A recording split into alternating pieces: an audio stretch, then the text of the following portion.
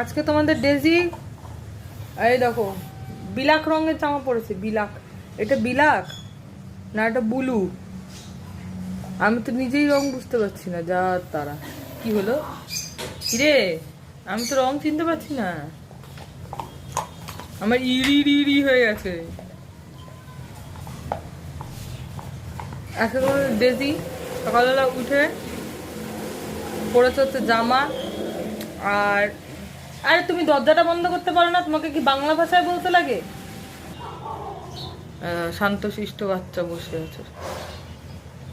ওগো, কি গো, শুনছো গো? ওগো ডেজি গো, এইবার